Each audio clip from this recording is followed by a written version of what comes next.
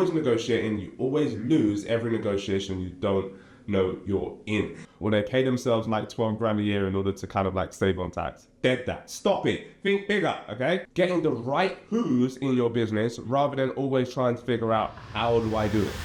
Hey YouTube, hope you are well, wealthy and winning. In this video, I'm going to share with you 5 books that have changed my business life. Now look, I'm not going to give you the typical philosophical books that you've probably already read a number of times. I'm not going to give you the Rich Dad Poor Dads, the Start With Why, Simon Sinek, and the 7 Habits of... I'm not going to give you all of that sort of stuff. I'm going to give you practical, resourceful books that are tactical and you can apply in order to have a big difference on your business life. Okay, so book number 1 is one that you've probably never heard of before. But if you're a CEO and you are starting to lead a team, this book is absolutely magical and really, really impactful for you. It is called Multipliers by Liz Wiseman.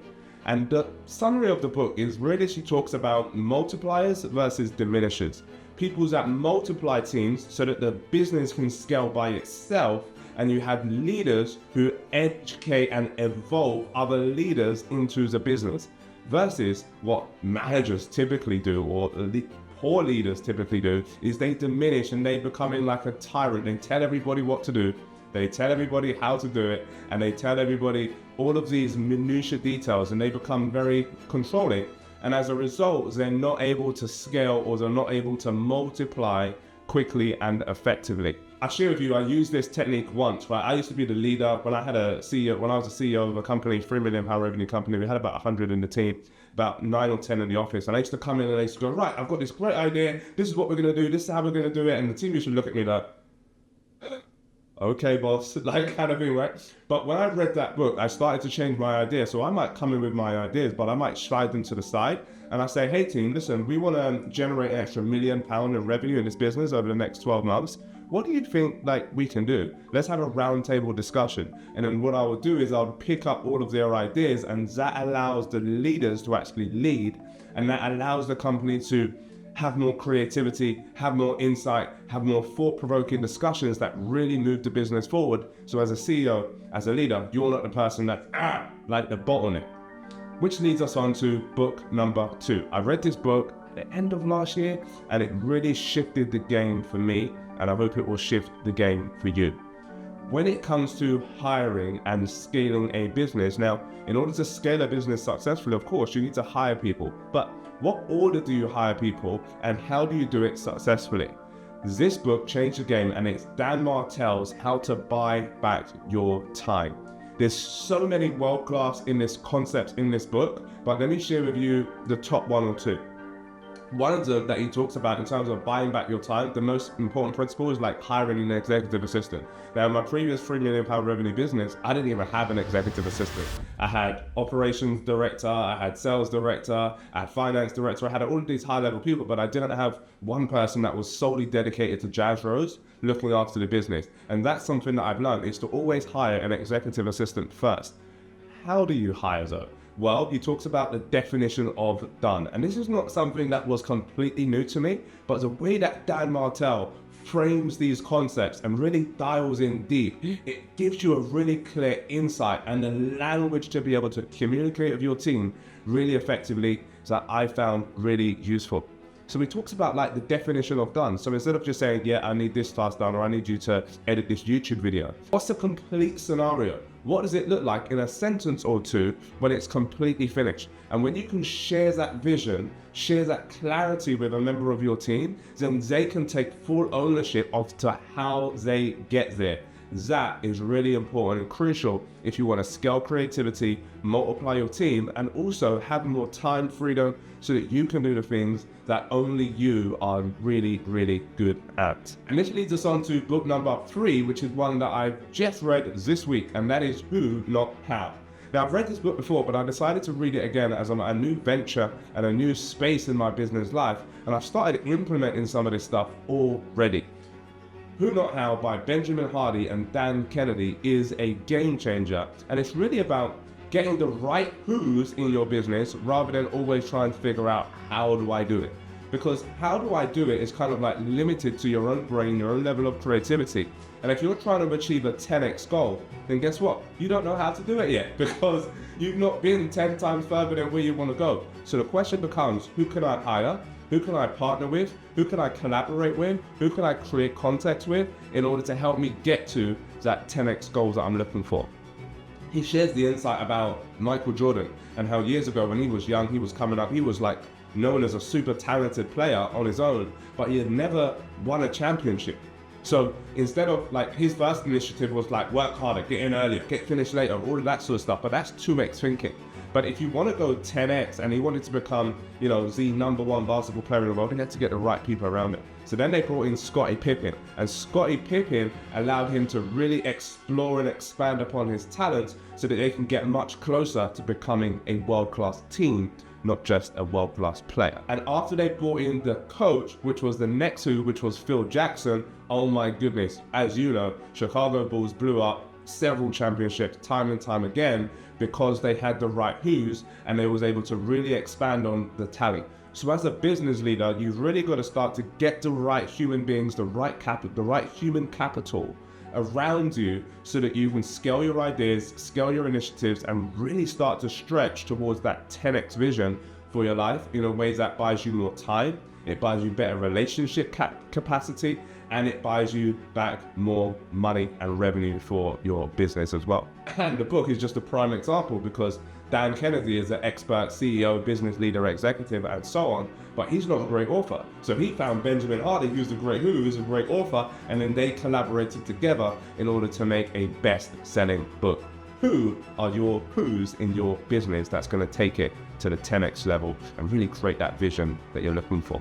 Book number 4. By the way, write down what has been your most insightful book so far. Let me know in the comments and be sure to subscribe because I've got some super insightful stuff coming for you. Book number 4 is by Chris Voss. Chris Voss was a FBI negotiator turned author turned business leader, and he is a really, really powerful teacher at teaching you how to negotiate powerfully. One of the things that he shares in his book is always negotiating, you always lose every negotiation you don't know you're in. And this is the book called Never Split the Difference. And he just breaks down stuff like tactical empathy. And, he talks about one time how he was in a crime scene and these guys were robbing the bank. And there's a theory that many of you may have heard of called labeling, right? So instead of going in there and talking about how typical negotiators negotiate and kind of like, hey, you've got to get out of there, we've got to do this, no. He started to get empathetic with them. He started to label their movements, said, hey, it seems like you've got a plan. Seems like you've rehearsed this really well, but it feels like you're a little bit unsure right now.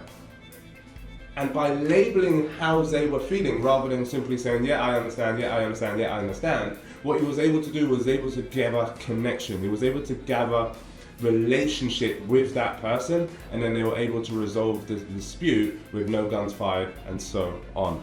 So using that kind of labeling, that what we call tactical empathy, really helps you to get the things that you want, whilst also making the other person feel empowered.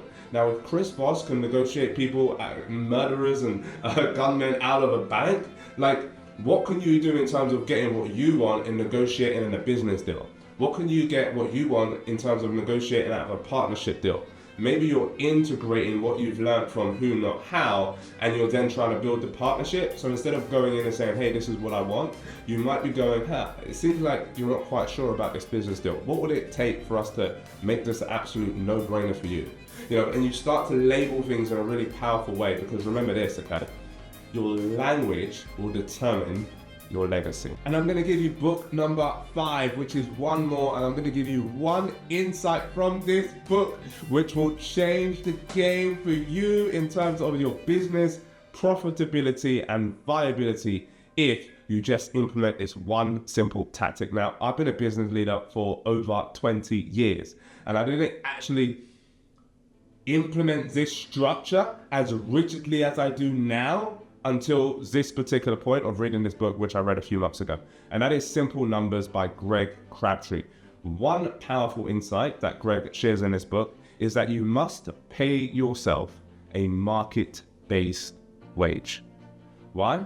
because it makes the business far more scalable. It gives you a real dialed in detail as to what your business is truly worth and what it's truly profiting. Now, most CEOs, most business leaders, they calculate the profits as to either they don't pay themselves at all, or they pay themselves like 12 grand a year in order to kind of like save on tax. Dead that. Stop it. Think bigger, okay?